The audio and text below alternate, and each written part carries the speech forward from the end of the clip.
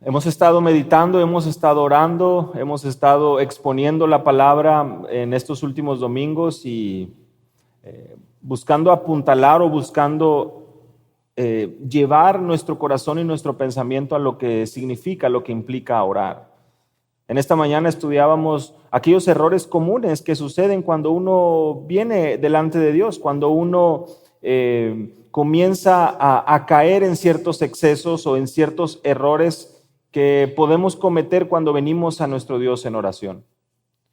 Y conforme hemos avanzado en nuestro estudio ahí en Lucas capítulo 11, nos hemos dado cuenta lo importante que es para los hijos de Dios que puedan venir a Él y referirse a Dios como Padre, como aquel que gobierna por sobre todo y como aquel que sin duda tiene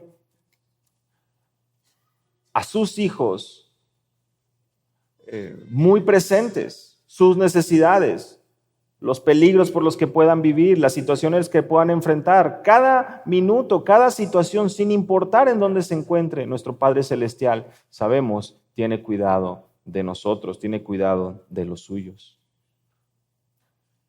Hace algunas semanas atrás les leía una cita y me gustaría volverla a recordar en esta mañana.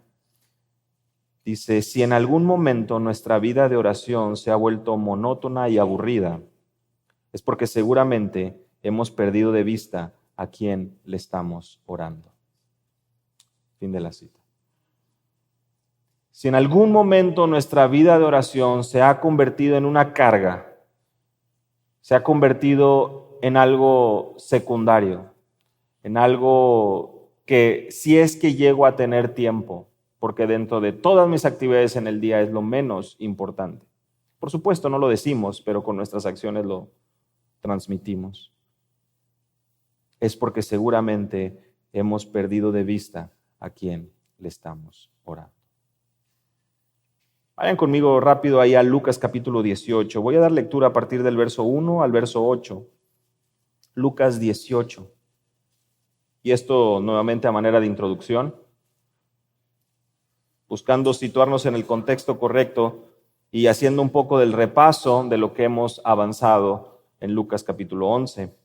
Dice el capítulo 18, verso 1 de Lucas, y les refería a Jesús una parábola para enseñarles que ellos debían orar en todo tiempo y no desfallecer, diciendo, había en cierta ciudad un juez que ni temía a Dios ni respetaba a hombre alguno.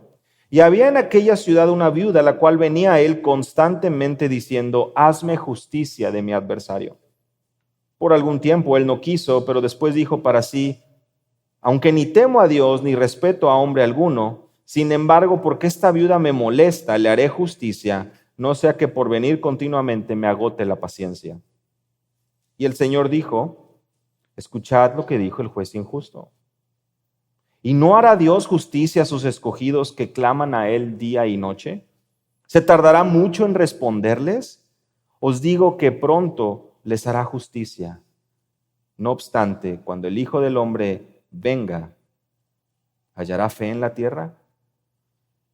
Si vamos siguiendo esta parábola de manera muy breve, muy rápida, podemos notar puntos importantes en lo que Jesús busca transmitir a los suyos. Y la clave primero la encontramos en el verso 1. Jesús les refería a una parábola para enseñarles que ellos debían orar en todo tiempo y no desfallecer.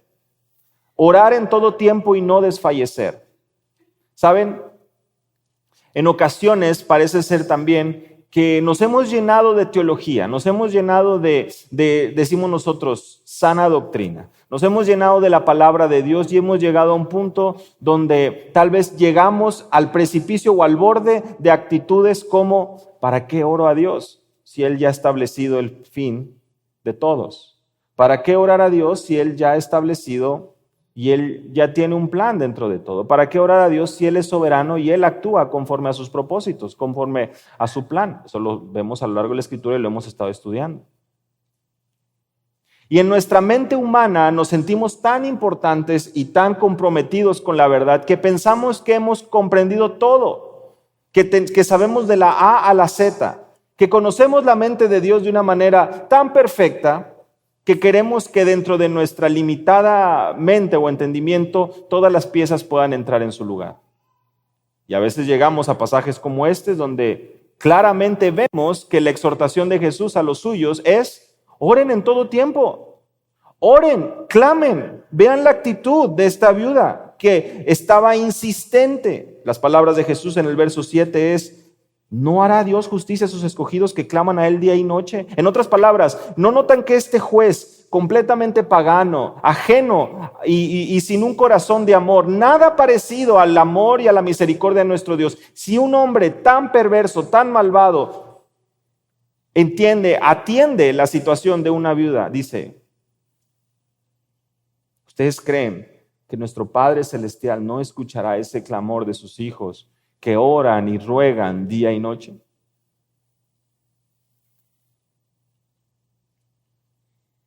Gozándonos en la esperanza, dice el apóstol Pablo a los romanos en el capítulo 12, verso 12. Gozándonos en la esperanza, perseverando en el sufrimiento y dedicados a la oración.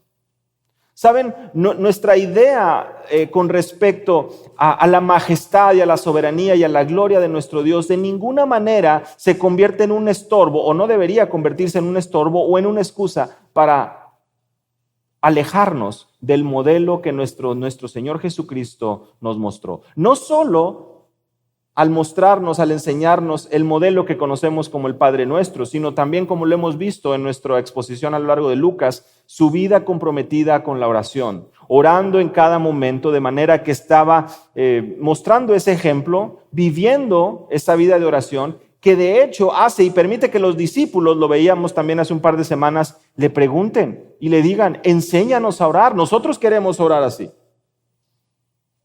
Orar en todo tiempo, Efesios 6, verso 18. Velad con toda perseverancia. Primera de los Tesalonicenses 5, verso 17. Orad sin cesar. Si realmente tenemos un entendimiento correcto y sabemos a quién le estamos orando, sin duda tendríamos presente estos pasajes y tuviéramos una actitud como la de esta viuda, clamando, rogando, pidiendo de acuerdo a la voluntad de nuestro Dios. Porque sabes, tal y como lo veíamos en la escuela dominical en esta mañana, aún la oración de nuestro Señor Jesús en el Getsemaní, mencionando que la voluntad del Padre sea la que permanezca, nos permite y nos presenta este ejemplo claro y evidente, donde Jesús sabía, por supuesto, el propósito divino, el plan de redención. Y en su carne, que desfallecía y que al igual que la tuya y la mía, busca situarse en cierta comodidad y luchar contra los propósitos de Dios o mostrar esa debilidad y esa dificultad a lo mejor. Bueno, la oración y la vida comprometida en oración permite de igual manera que aún nuestra carne pueda ser situada bajo el contexto de la autoridad y los planes divinos. Por eso, a lo largo de nuestra exposición, aquí en Lucas capítulo 11, buscamos prestar atención a todos los detalles. Hemos avanzado despacio y si Dios permite, continuaremos avanzando punto por punto de lo que conocemos como el Padre Nuestro en la versión que Lucas nos presenta aquí, que como hemos mencionado anteriormente es un poco diferente a la de Mateo, pero en nada contradictoria. Y recordarán ustedes que ahí en el verso 1 del capítulo 11 veíamos la actitud de los discípulos buscando ser enseñados a orar. Y Jesús, verso 2, les dice: cuando oréis, decid: Padre, santificado sea tu nombre. Es todo lo que hemos avanzado. No hemos avanzado más, no se preocupen. Padre, santificado sea tu nombre. A la luz de lo que leemos en Mateo, sabemos que es Padre nuestro, sabemos que es un Padre de muchos hijos. La paternidad de Dios es el fundamento de la oración. Tenemos a Dios como Padre y a un Dios que, a la luz también de lo que vemos en Mateo, está en los cielos. Su perspectiva, su gloria, su soberanía excede nuestro entendimiento. Y nosotros no tenemos que venir en una actitud egoísta de buscar entender a totalidad sino que buscamos someternos a lo que Dios nos ha revelado de sí mismo a través de su palabra. Es un ejercicio de orgullo el buscar querer situarnos o pedir explicaciones a Dios por lo que Él hace. No podemos estar así, sino que a la luz de la vida de oración de nuestro Señor Jesús, nos damos cuenta que esta disciplina permite que nuestro corazón, que nuestra carne pueda sujetarse a su voluntad. No nos gusta todo lo que nos acontece en la vida. Estoy seguro que si aquí levantáramos un buzón de quejas y fuéramos sinceros, tal vez todos tendríamos algo por lo cual, quejarnos. Y pueden ser cosas, de todo tipo, ustedes lo saben.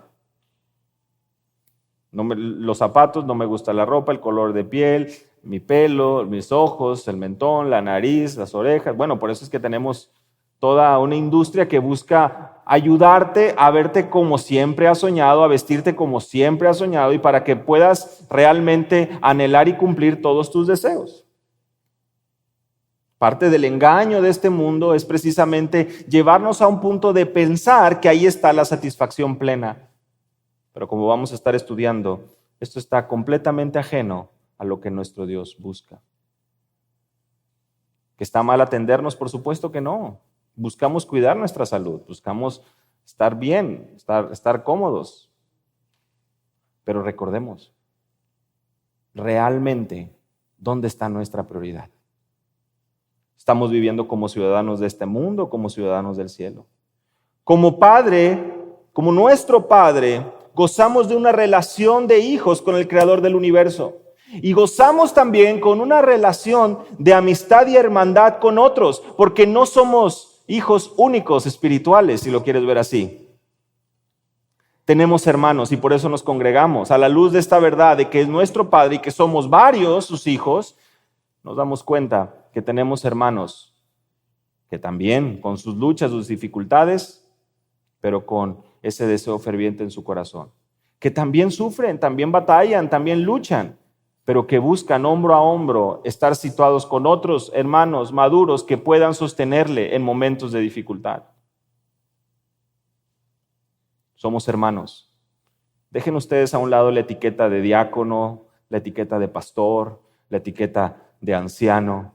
Mis hermanos, al ser hermanos en Cristo, todos tenemos esa responsabilidad de buscar, velar y entender que al orar a nuestro Padre, en tan solo al iniciar nuestra oración a Él, estamos reconociendo que en su sabiduría plena, Él ha situado hermanos y hermanas a nuestro alrededor. Él no se equivocó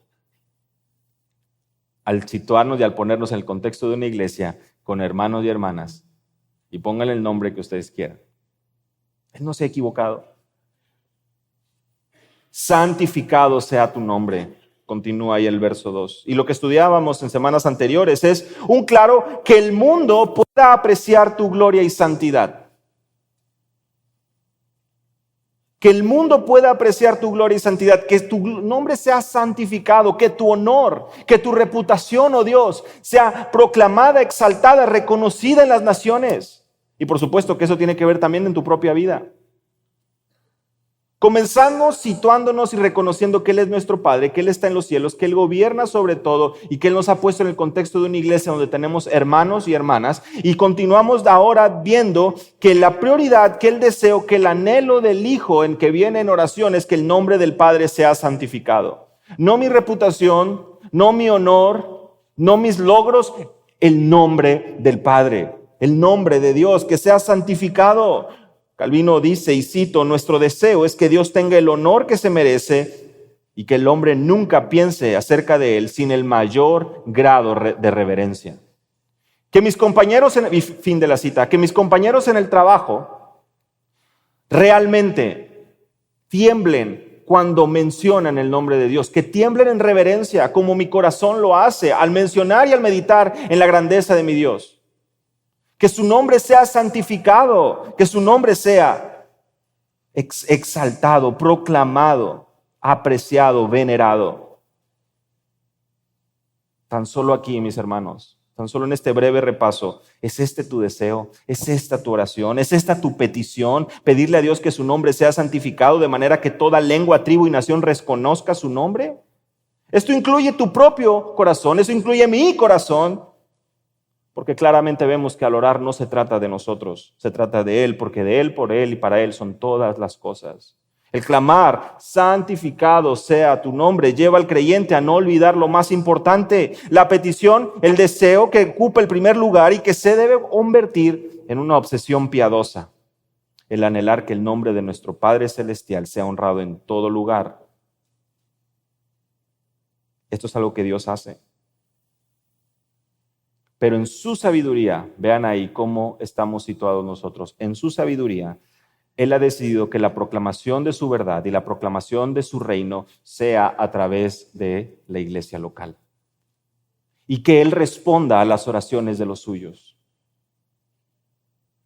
El cuerpo de creyentes, la iglesia local, un cuerpo dotado de dones. Sí, mi hermano, porque tú has sido dotado de dones por parte de Dios para servicio del prójimo, pero para gloria de Dios. De manera que podamos brillar como luminares en el mundo, como lo menciona en Filipenses capítulo 2, y de manera que al ser sal y luz en medio de una sociedad perversa y maligna, podamos continuar preservando y manteniendo, proclamando y anhelando que toda lengua confiese a Jesús como el Señor. Pero sin mayor preámbulo y con el tiempo que nos queda, que ya me estoy dando cuenta que ya no es tanto, venga tu reino. Venga tu reino. Un anhelo que deja ver un deseo genuino que esto suceda. Es el modelo de la oración de Jesús. Venga tu reino. Que se aproxime con una fuerza imperativa. No porque, y lo veíamos en la escuela dominical, porque no estamos nosotros dándole órdenes a Dios, declarando qué es lo que Él tiene que hacer. El Padre Nuestro no muestra eso. Los imperativos que vemos aquí tienen que ser estudiados en su contexto y por supuesto también entendiendo el lenguaje original. Y vemos que son deseos tan fuertes que son un anhelo que proviene del corazón. Que venga tu reino. Mis hermanos, ¿cuántos de los presentes estamos conscientes de lo que esto implica? ¿Cuántos de los presentes, y no hablemos del mundo? Porque mira, tan solo pensando un poco por encima de lo que se trata el reino o un reino implica que hay un rey. Y donde hay un rey, normalmente, o como debería ser, se hace lo que el rey pide. En otras palabras, no es una democracia, no es lo que la mayoría opine, no es lo que todos tenemos mejores opiniones, vamos a hacer un consenso porque podemos sugerir. No, aquí se trata de un rey donde, si bien es cierto, tendrá sus consejeros en el contexto mundano, en el contexto secular, humano, pero al hablar del reino de los cielos, estamos hablando del establecimiento de la verdad, de la proclamación que hay uno solo que manda. Y créeme, tu carne y mi carne no está muy contenta con esa situación. Porque lo que queremos es que se hagan las cosas como nosotros queremos. Nosotros somos los que queremos estar situados en ese trono de nuestro propio corazón, dando órdenes y proclamando que se hagan las cosas a nuestra manera.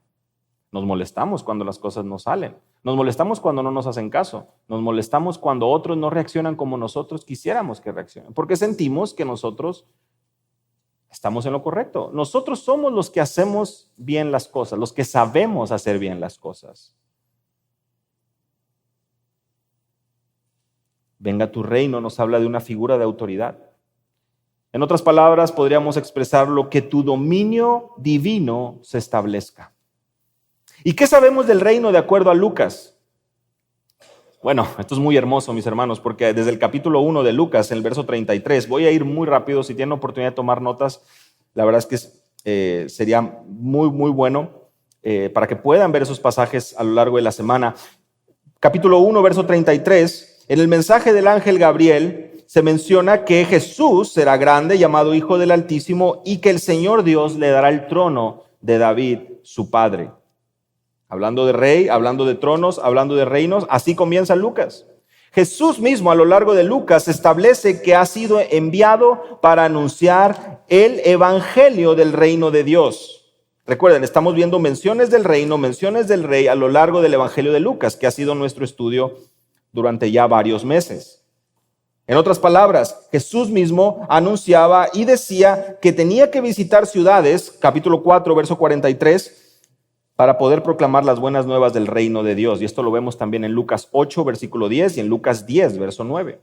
De hecho, Jesús encomienda este mensaje a sus discípulos. La labor de anunciar la proclamación del reino es parte de la labor de los discípulos. Lucas capítulo 9, verso 2. En Lucas capítulo 6, verso 20, Jesús menciona algo muy interesante y es que él dice que son bienaventurados los pobres porque de ellos es el reino de Dios. Sabemos, en meses anteriores, al estudiar este pasaje, nos dábamos cuenta que tenía que ver con este tema a lo largo de Lucas que llamamos también el momento donde aquellos orgullosos, poderosos, vienen a ser derrotados, vienen a ser traídos hasta lo más bajo, y los pobres, los quebrantados, son los que encuentran esperanza en el mensaje del Evangelio. La gran reversión, como algunos teólogos lo conocen, este tema en Lucas. Es difícil para los ricos entrar en el reino de los cielos. Lucas 18, 24, ¿recuerdan ustedes? De hecho, la transfiguración, Lucas 9, 27, la transfiguración se convierte en este previo del reino de Dios. Recordemos a Jesús en su cuerpo glorificado. Ante la tentación de afanarnos por todo lo que nos sucede, que parece ser la especialidad de muchos, al ser y al vivir en esta tierra, nos preocupamos, ¿verdad? Nos preocupamos constantemente, tenemos temor. Lucas capítulo 12, verso 31, Jesús nos dice, buscad primeramente el reino de Dios y su justicia. Tenemos una prioridad, hay un cambio de chip, hay un cambio de mentalidad que Jesús está buscando establecer en la mente de la audiencia, como podemos ver hasta ahora, entendiendo que su mensaje es del reino de los cielos, entendiendo que de los pobres es el reino de los cielos, entendiendo que a los ricos les será muy difícil entrar precisamente por el afán y por las posesiones que tiene, y que lejos de afanarnos, la búsqueda del discípulo debe ser de buscar primeramente el reino de Dios. Que por cierto, tú y yo sabemos, los requisitos para entrar a ese reino de Dios radican en negarse a uno mismo, tomar su cruz y seguirle. En otras palabras, negarnos. Porque hay uno que manda, hay un rey, ¿recuerdan eso? Hay un rey. Algunos serán privados de entrar en el reino de Dios, serán separados, los cabritos y los corderos, Lucas capítulo 13.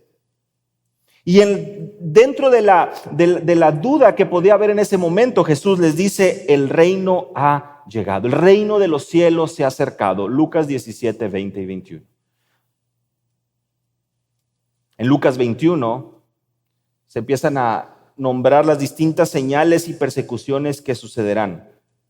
Y en Lucas 21, 31, Jesús enfatiza que todas estas señales, que todas estas persecuciones anticipan la llegada del reino. Qué interesante. Hay un reino otorgado a Jesús por el Padre, Lucas 22, 30, y ahí estarán los 12 discípulos juzgando a las 12 tribus de Israel, Lucas 22, 30. Parecer hay también una anticipación de un reino futuro, de una realidad del reino futura, porque si bien es cierto, también hay una realidad presente al Jesús decir, se ha acercado el reino de los cielos, y al mostrar lo que es necesario para entrar en el reino, también hay una expectativa de algo que sucederá. Al punto que al final de Lucas, en el capítulo 23, en el verso 42, uno de los que está crucificado a un lado de Jesús menciona unas palabras muy interesantes, recordarán ustedes, y él dice, Lucas 23, 42, acuérdate de mí cuando vengas en tu reino. En Hechos capítulo 1, verso 3, también vemos que Jesús está hablando con sus discípulos y le está enseñando acerca del reino. Tienen un tiempo, un intensivo Jesús con los suyos, Hechos 1, 3. Y recuerden, pequeño paréntesis, Hechos es el segundo tomo de Lucas. Los que han estado aquí lo hemos estado remarcando varias veces. Ambas, Lucas y Hechos, dirigidos a a Teófilo y tiene esta intención de poder mostrar el ministerio de Jesús y por supuesto también lo que sucede después de su ascensión. Fin del paréntesis. Y en Hechos capítulo 1, verso 6, ante la expectativa y ante Jesús ascendiendo, los discípulos dicen, ¿cuándo es que restaurarás el reino de Israel? ¿Cuándo vendrá ese reino? Al parecer hay dos realidades de este reino. Por una parte se menciona que ha llegado, que está al alcance, el mensaje ha sido proclamado, pero por otra parte también se menciona como algo futuro, algo que está latente en las mentes y en los corazones de los suyos. ¿A qué se refiere la petición y el modelo de oración que nuestro Señor Jesús dice cuando menciona, venga tu reino? Ambas realidades, mis hermanos, y tenemos que tenerlo muy presente. El reino de los cielos se ha acercado. Pensemos por un momento en el reino ahora, en la realidad del reino en nuestro tiempo hoy, en aquello que nosotros tenemos que estar meditando, que estar actuando y viviendo a la luz de. El reino ahora, el reino de los cielos se ha acercado, Marcos 1:15. Arrepentíos y creed en el evangelio. Hay un mensaje para entrar en el reino de los cielos y es arrepentirse y creer. Porque el reino de los cielos está entre vosotros, Lucas 17:21. Jesús en Juan capítulo 3, verso 3, Juan 3:3. De cierto te digo que el que no naciere de nuevo no puede ver el reino de Dios. Hay requisitos para el reino y un nuevo nacimiento, el arrepentimiento y fe en Cristo. Colosenses capítulo 1, verso 13, es Él quien nos libró del dominio de las tinieblas, nuestro Padre, y nos trasladó al reino de su amado Hijo. En otras palabras, lo que podemos ir resumiendo hasta ahora, cuando hablamos y rogamos y pedimos, venga tu reino, hay una realidad de que su evangelio, de que el mensaje de su reino se ha establecido en los corazones, principalmente del nuestro, pero también de aquellos que están a nuestro alrededor. Porque hay un rey, recuerden esa realidad, hay un rey, hay alguien que está estableciendo los requisitos para entrar en el reino, los cuales claramente tienen que ver con un nuevo nacimiento, tienen que ver con arrepentimiento y con fe en Jesús. Y con una sumisión, mis hermanos, una sumisión, un negarse a uno mismo, Lucas 9:23.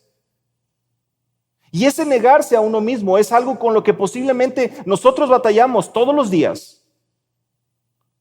Queja tras queja, porque las cosas no salen como quieren, porque nadie parece atender mi ayuda, mi necesidad, porque nadie parece hacerme caso, porque nadie hace las cosas como yo quiero que las haga. Olvidando por completo que tú dejaste de ser el rey de tu propia vida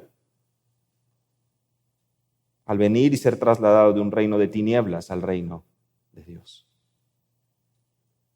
El deseo al pronunciar estas palabras expresa un amor por los perdidos, un deseo genuino que el evangelio del reino continúe siendo establecido en corazones de personas, que su reino se establezca mediante la obra de la iglesia, reconociendo que Él es el Señor de la iglesia y reconociendo que quien gobierna el corazón del hombre ya no es el mismo, sino el Rey del universo. En mejores manos no podemos estar, mis hermanos. Y aun cuando el mundo busque sacudirnos y haciéndonos pensar que nos lavaron el cerebro, no nos lavaron el cerebro, nos trajeron de muerte a vida, porque estábamos muertos en nuestros delitos y pecados. No es suficiente expresarlo de esa manera, no es solamente el cerebro, fuimos completamente limpios por la sangre del Cordero. Y podemos presentarnos delante de nuestro Padre por los méritos de Cristo, como lo estudiábamos y recordábamos hoy en la escuela dominical, y no por nuestros propios méritos. El rey, estableciendo su reino en el corazón de los suyos y de personas a nuestro alrededor. Estamos hablando de personas que atesoran tanto la palabra. Déjame decirte algo, que la Biblia no es una aplicación más en su celular. Que la Biblia se convierte en una obsesión porque es la palabra de su rey. Que la Biblia no puede ser encajonada como algo más que tengo ahí. Que el mensaje del rey se convierte en lo más preciado que tienes. Pues ahí encuentras esas promesas que te permiten seguir adelante cuando tu carne y las voces de este mundo te dicen que pares. Esta oración se centra en la voluntad de Dios. Venga tu reino, como lo leía el pastor David en la lectura bíblica. Dejamos de pedir para nuestros propios deseos, por eso Dios no nos contesta, porque ya no somos nosotros quien está sentado en el trono de nuestro propio corazón, si lo quieres ver así, sino que es su reino, que no que es su palabra, sino que es el Rey del universo quien está enviando, mandando, de manera que dejamos de pedir mal. Podemos pedir de acuerdo a su voluntad. Pero ¿qué es lo más fácil? Quejarnos. Dios no contesta mi oración, Dios no contesta, y me la paso pidiéndole y no me contesta. Hablamos de manera muy vana y ligera porque estamos pidiendo para nuestros propios deseos egoístas, para nuestros propios malos propósitos, en palabras de Santiago, para gastarlo en nuestros placeres. Esta es una oración por el perdido, es una oración a la luz de ser un ciudadano del reino, porque Colosenses 3:1 nos dice que si hemos resucitado con Cristo, debemos de buscar las cosas de arriba, donde está Cristo sentado a la diestra de Dios. Hebreos capítulo 8, verso 1, se nos habla de que tenemos un sumo sacerdote, lo sabemos, lo hemos estudiado, intercediendo por nosotros de igual manera, sentado a la diestra del trono de la majestad en los cielos. Pero eso no es todo. El apóstol Pablo le escribe a los filipenses y en el capítulo 3, verso 20, les dice, nuestra ciudadanía está en los cielos, de donde esperamos al Salvador, al Señor Jesucristo, el cual transformará el cuerpo de la humillación nuestra para que sea semejante al cuerpo de la gloria suya, por el poder con el cual puede sujetar a sí mismo todas las cosas. Y es esto lo que nos introduce a la realidad del reino futuro. Pues Cristo está sentado a la diestra del trono de la majestad en los cielos, de acuerdo a Apocalipsis capítulo 3, versículo 1, Él está sentado con el Padre en su trono. Y como ciudadanos del reino, nosotros esperamos ansiosamente la manifestación, la venida de nuestro Señor y Salvador Jesucristo. Por lo que esa realidad del reino presente, de someter nuestros pensamientos, nuestros corazones a la proclamación del evangelio, al poder hablar a otros acerca del reino, también nos lleva a nosotros a situar nuestros ojos a la luz de este reino que vendrá. Pues aún lo leímos en Lucas 21 al 23, las diferentes citas que les di. Hay una expectativa futura. Hay señales que sucederán, persecuciones que tendrán lugar. La duda en los discípulos, ¿cuándo? ¿Hasta cuándo restaurarás el reino de Israel? Hay una certeza de un reino futuro. Y déjenme les digo, hermanos, que esta segunda parte del estudio, de la exposición en esta mañana, esta segunda parte de la realidad del reino, ahora recién vimos la realidad presente, la realidad futura está cimentada en Génesis capítulo 1. Dirán algunos de ustedes que tiene que ver un reino en Génesis capítulo 1.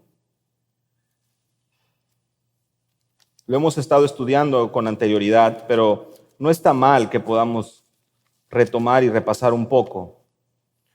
Cuando el hombre es creado, verso 26 del capítulo 1 de Génesis, dijo Dios, hagamos al hombre a nuestra imagen, conforme a nuestra semejanza, y ejerza dominio sobre los peces del mar, sobre las aves del cielo, sobre los ganados, sobre toda la tierra, sobre todo reptil que se arrastra sobre la tierra. Creó pues Dios al hombre, imagen suya, imagen de Dios lo creó, varón y hembra los creó, verso 28 de Génesis 1, y los bendijo Dios y les dijo, sed fecundos y multiplicaos, y llenad la tierra y sojuzgadla, ejerced dominio sobre los peces del mar, sobre las aves del cielo y sobre todo ser viviente que se mueve sobre la tierra. ¿Qué es lo que se esperaba de Adán? Que fungiera como ese mediador del reino de Dios en la tierra. Dominio, ¿te das cuenta? Ejercer autoridad, sojuzgar. En el original, ideas que nos llevan precisamente y que son empleadas en el Antiguo Testamento para poder delimitar, enmarcar, colorear la imagen de lo que es un rey. ¿Cuál era la labor de Adán en esta tierra? El poder fungir bajo la autoridad de Dios como aquel que estaría ejerciendo ese dominio y esa autoridad sobre todo lo creado. Salmo 115, verso 16, los cielos son los cielos de Jehová y ha dado la tierra a los hijos de los hombres. Salmo 115, verso 16. Y Salmo 8, verso 6. En el contexto de quién es el hombre que ha sido hecho menor que los ángeles, en el verso 6 del Salmo 8 dice, le hiciste señorear sobre las obras de tus manos y todo lo pusiste debajo de sus pies. En otras palabras, el ejercicio de dominar, de juzgar, de mostrar esa autoridad en la tierra había sido dada a Adán. Había sido dado para el hombre, lo vemos a lo largo del Salterio. Y en Hebreos capítulo 2, verso 8 se nos menciona la realidad que tú y yo vemos. No lo está, pues Adán falló. Adán falló. Ante la falla de Adán sabemos que hay una promesa, una linda promesa en Génesis capítulo 3, versículo 15. Y esta promesa vendría de la simiente de la mujer. Y ahí, mis hermanos, es que a lo largo del Antiguo Testamento comenzamos a darnos cuenta de cómo el entendimiento de la audiencia en los tiempos de Jesús sabía y tenía conocimiento de promesas preciosas con respecto al reino futuro. Tan solo en meditar en la promesa de Israel a Judá, Génesis capítulo 49, verso 8 y 12. Génesis 49, verso 8 y 12. La bendición que da Israel a Judá es de una descendencia, de una obediencia de los pueblos. Y sabemos, Jesús, de dónde viene, cuál es su linaje. Se nos habla de una prosperidad en Génesis capítulo 9, verso 8 al 10. Cuando llegamos a Isaías en el capítulo 2, Isaías capítulo 2, nos damos cuenta que hay una profecía, que hay una realidad, que hay una certeza en los postreros días, donde habrá una paz en el mundo. Y no solo habrá una paz, sino que verso 3 nos dice que vendrán muchos pueblos, noten ahí pueblos, y de Sión saldrá la ley y de Jerusalén la palabra de Yahweh, la palabra del Señor, quien juzgará entre las naciones y hará decisiones por muchos. Donde la mirada altiva del hombre será abatida, verso 11, donde la mirada soberbia de los hombres será humillada y donde el Señor solo será exaltado en aquel día. Verso 11 del capítulo 2 de Isaías. Capítulo 9 de Isaías. No solo se nos habla de una realidad donde el nombre de Dios, de Yahweh, será exaltado, donde no habrá lugar para el altivo y el orgulloso, sino que sería castigado. Se nos habla también de un niño que nos ha sido nacido, nos ha sido dado, la soberanía sobre sus hombros, su nombre admirable, consejero, Dios fuerte, Padre eterno y príncipe de paz.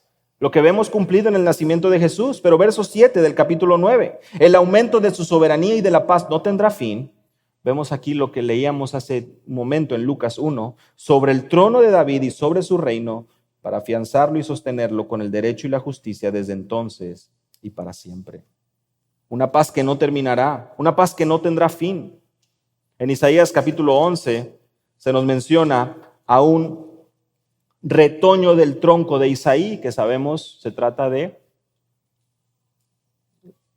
el padre, de Isaí, una referencia a la línea davídica, padre de David, y por supuesto del Mesías, como bien mencionan. Una paz en el reino animal impresionante, versos 6 al 8. El lobo morará con el cordero, el leopardo se echará con el cabrito, el becerro, el leoncillo, el animal doméstico andarán juntos y un niño los conducirá. La tierra será llena del conocimiento de Dios, verso 9. Las naciones gentiles vendrán y acudirán a la raíz de Isaí. Mis hermanos, no podemos ignorar lo que está en la Escritura y la certeza y la anticipación, porque de igual manera como las profecías con respecto al nacimiento del Mesías se cumplieron, también vemos aspectos físicos, terrenales, de naciones, de personas mencionadas una y otra vez, como el caso de Isaías 19, donde Egipto y Asiria son mencionados como siervos del Señor. Egipto y Asiria se mencionan como siervos del Señor. Y estos son descripciones de un tiempo que no es como la citación actual. En otras palabras, no vemos nosotros una paz en el reino animal como se menciona en Isaías capítulo 11. No vemos nosotros casos concretos, específicos, como nos son descritos aquí. Sabemos y anticipamos ese día donde la tierra será llena de su gloria, donde las naciones vendrán a Sion, donde vendrán y recibirán el evangelio del Mesías. En Isaías capítulo 65 se nos anticipa una realidad donde los niños no morirán de pocos días, verso 20, Isaías 65, 20. Donde serás considerado joven a los 100 años. Eso no es ahora, definitivamente. Isaías 65, 20. En el verso 21 se nos habla que se construirán casas y las habitarán y plantarán viñas y comerán su fruto. Se nos habla de agricultura. En Amós capítulo 9, de igual manera se nos habla de prosperidad, de bienestar. En Zacarías capítulo 14 se nos habla del rey, del Señor que será rey por sobre todo. En Ezequiel capítulo 37 se nos habla de la restauración del pueblo y se nos habla de que el siervo David, verso 24 de Ezequiel 37, será rey, de manera que todos tendrán un solo pastor. Y en la mente de la audiencia en el tiempo de Jesús, recapitulando un poco lo que hemos leído en el Antiguo Testamento, en la mente de la audiencia, recuerden, esto es lo que la audiencia tenía, por eso tenía esa expectativa. ¿Cuándo van a suceder estas cosas? ¿Cuándo van a suceder estas cosas? Donde venga esa paz genuina, donde ya no estemos bajo el azote del Imperio Romano, donde ya no estemos nosotros buscando, sino que las naciones vendrán y escucharán la verdad. ¿Cuándo es que nosotros podemos vivir esas realidades del reino? Esa prosperidad en cuanto a abundancia en agricultura, esa paz en el reino animal, esa realidad de las naciones siendo llenas de la gloria de Dios. Sabemos que Jesús, como el segundo Adán, Romanos capítulo 5 y 1 Corintios 15, vino a hacer aquello que Adán no podía. ¿Recuerdan ustedes? Sojuzgar y ejercer dominio sobre la tierra. El primer Adán reprobó, pero el segundo Adán, su Señor Jesucristo, vino para poner las cosas en orden, poner las cosas en su lugar. La muerte entró por un hombre, verso 21 de 1 Corintios 15, pero por un hombre vino la resurrección de los muertos. Lo estudiamos la semana pasada, ¿no? La preciosa resurrección que trae certeza a nuestras vidas. Y todo lo que hemos leído con respecto a la tribu de Judá, al vástago de Isaí o al tronco, al pastor de Israel, se cumple en Cristo, en el segundo Adán. Y es por eso que al recordar las palabras de él con respecto al fin de los tiempos, nos damos cuenta que se anticipa este reino físico y terrenal, donde él será exaltado sobre todo. Jesús les dijo, versículo 28 de Mateo 19, en verdad les digo que los que me han seguido en la regeneración, literalmente en este Génesis nuevo, en esta renovación de todas las cosas, el Hijo del Hombre se sentará en el trono de su gloria y ustedes se sentarán en 12 tronos para juzgar a las 12 tribus de Israel. En Apocalipsis 5, versículo 10, se nos menciona que Él es Dios quien nos ha hecho a sus hijos reyes y sacerdotes para Él. Y reinaremos sobre la tierra. ¿No sabéis que los santos han de juzgar al mundo? 1 Corintios 6, verso 12. Aún el apóstol Pedro predica acerca de la renovación de todas las cosas, aquello que la creación está ansiando y aún nosotros, está buscando y procurando, y aún nosotros siendo revestidos o siendo librados de este cuerpo de muerte. Romanos 8, verso 18 y Hechos 3, 20. Es Cristo, a la luz de Apocalipsis 19:15, quien regirá y reinará con vara de hierro, el Rey de reyes y el Señor de señores.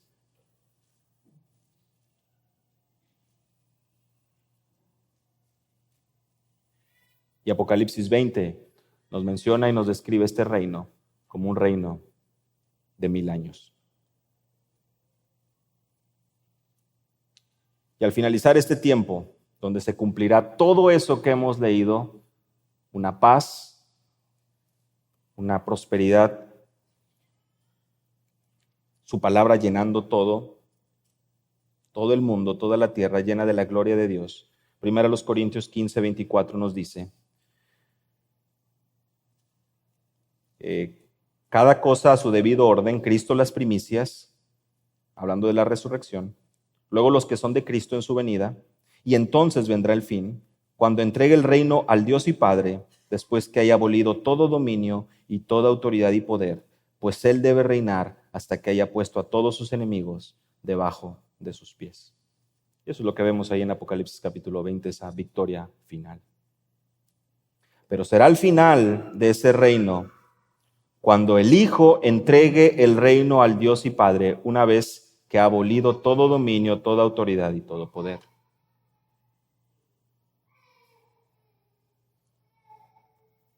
Esa realidad futura del reino es aquello que también debe hacernos estremecer y debe hacernos meditar en las verdades del Evangelio y en las promesas y en las profecías que, así como se han cumplido en la primera venida de Cristo, continuarán cumpliéndose de manera literal.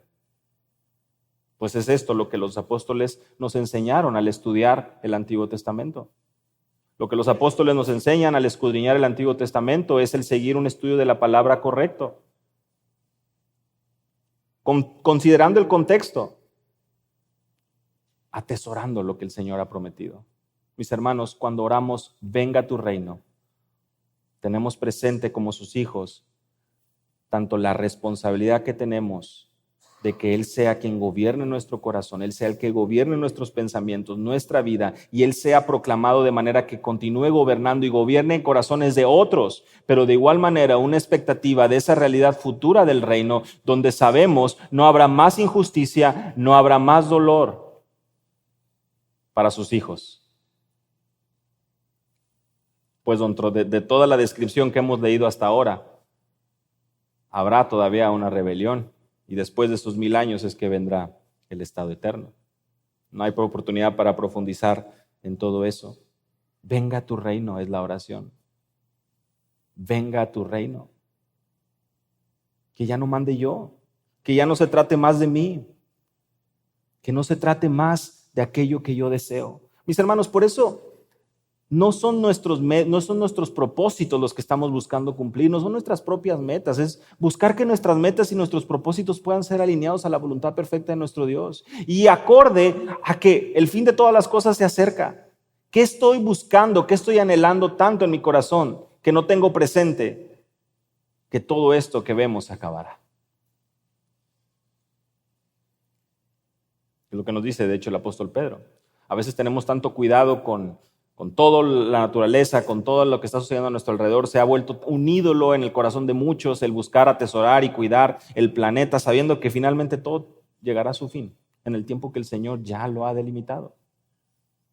¿Que eso nos lleva a ser irresponsables? No, para nada. Pero no se convierte en nuestra prioridad. Nosotros no estamos aquí para salvar el planeta de una destrucción física, estamos aquí para proclamar las verdades de aquel que nos llamó de las tinieblas a su luz admirable. Esa es nuestra prioridad. Porque somos ciudadanos del cielo, no somos ciudadanos de esta tierra, porque nuestra ciudadanía está allá. Y si hemos resucitado con Cristo, nuestros ojos están puestos en las prioridades de Él. Porque Él es el Rey. ¿Es esta tu oración? Venga a tu reino. Venga a tu reino. Que su voluntad se haga. Mencionando un poco el Padre Nuestro, la versión en Mateo, que su voluntad se haga genuinamente, que no sea más de nosotros, un anhelo de verdad de que nuestro corazón pueda someterse a sus planes eternos, aunque no me gusten, aunque no me guste lo que estoy viendo, que yo sea capaz de poder orar y decir, Señor, tu nombre que sea santificado y que tu reino venga y se establezca, sabiendo que a lo mejor no es lo que yo pienso que es lo que quiero, pero tú conoces mejor lo que necesito y por lo tanto, que venga tu reino, que venga tu perfecta voluntad, de manera que me lleve a mis rodillas y si es necesario, me haga ver cuánto orgullo hay en mi corazón. Porque eso es con lo que luchamos, mis hermanos. ¿Te das cuenta cómo el Padre Nuestro no puede ser una repetición de memoria rápida, express? sino que el Padre Nuestro nos lleva a sentarnos, a meditar, evaluar nuestra propia vida y saber si siquiera realmente somos congruentes con lo que estamos hablando. Evaluar, Señor, realmente anhelo que venga tu reino. Realmente anhelo el fin de todo lo que estoy viendo. Realmente anhelo que tu voluntad se establezca y no la mía. ¿Es eso lo que estoy deseando? Porque también precisamente ese orgullo y ese egoísmo nos aleja de la oración. ¿Cuáles son tus mayores deseos al orar? Que su nombre sea santificado y que venga su reino. O de verdad, hermano, en amor te pregunto, ¿tienes otra agenda? ¿Tienes otros intereses? ¿Tienes otras prioridades? Tal vez has vivido como infiltrado, en apariencia como ciudadano del reino, pero dentro ciudadano de este mundo. Y como evidentemente nosotros no podemos ver el corazón de nadie, podrás seguir viviendo infiltrado entre nosotros. Pero yo en esta mañana te suplico, ríndete al Rey. Porque si lo más preciado que tienes en tu vida radica en algo terrenal en esta tierra, no eres ciudadano del reino. No anhelas su venida, no anhelas su justicia, no anhelas su paz. Lo que tú anhelas es tu propio placer.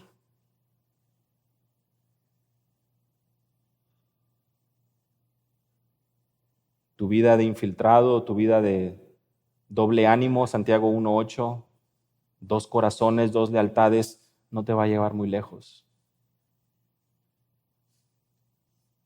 No vivas más así. Deja esa vida religiosa y tiembla ante la realidad de un juicio futuro si no te arrepientes, si no crees en Él. El llamado hoy es que te niegues a ti mismo, que tomes tu cruz y le sigas.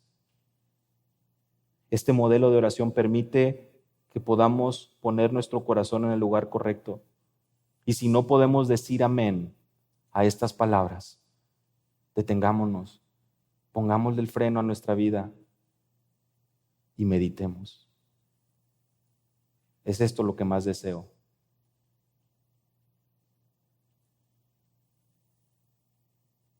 La manifestación de su justicia en este reino perfecto.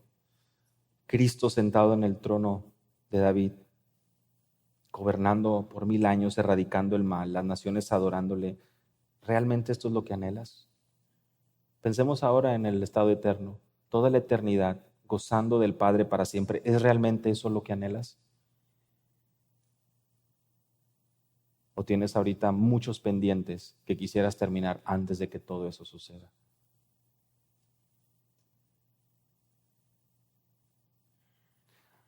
Hay una cita que honestamente no pude corroborar si es de Lutero o no, o si es de Spurgeon, porque algunos lo atribuyen a Lutero Spurgeon, o aún lo mencionan con respecto a la vida del apóstol Pablo. Pero dice que en su agenda o en sus días estaban marcados 2 días. Hoy y aquel día. Eso es todo lo que estaba planeado en su agenda. En otras palabras, vivimos meditando en nuestra responsabilidad hoy, anticipando el día de la venida de nuestro Maestro. Así es como vivimos nuestros días.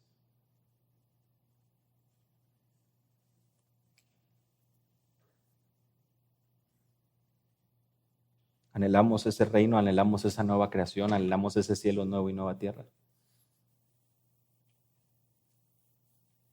Créeme, hermano, nada de lo que este mundo puede ofrecer se compara a eso. Dejemos de ser engañados con el engaño del mundo, de la prosperidad, de vivir muchos años, de cumplir nuestras metas, de todas esas cosas. Fijemos nuestra meta, nuestro corazón, en que su reino venga, gobierne, de manera que nuestra vida pueda estar marchando al son de nuestro Rey.